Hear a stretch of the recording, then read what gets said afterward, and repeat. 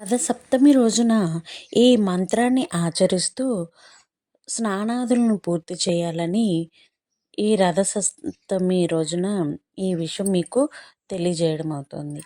మాఘశుద్ధ సప్తమి సూర్య భగవానుడు పుట్టిన తిథి. సకల జగత్తుకి వెలుగునిచ్చే సూర్యుడు రథాన్ని ఎక్కి తన దిశానిర్దేశాన్ని మార్చుకునే రోజు. అలాంటి సమయంలో చేయాల్సిన కొన్ని పనులు చేయటం వల్ల ఆరోగ్యం వృద్ధి చెందటమే కాదు, దీర్ఘకాలిక వ్యాధుల నుండి కూడా ఉపశమనం లభిస్తుందని చెబుతున్నాయి. రథసప్తమి ముందు రోజు రాత్రి ఉపవాసం ఉండి మరునాడు ఉదయం సూర్యోదయానికి ముందుగానే స్నానం చేయవలసి ఉంటుంది.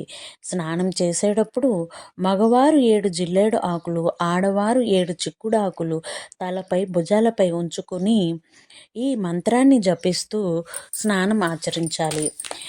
జననీత్వం హి లోకానం సప్తమి సప్త సప్తికే సప్తవ్యాహృతికే దేవి నమస్తే సూర్యమాతృకే అనే మంత్రాన్ని జపిస్తూ స్నానం ఆచరించి సూర్య భగవానునికి నమస్కారం చేయవలసిందిగా ఈ యొక్క నా వీడియోలో మీకు తెలియజేయడమైనది.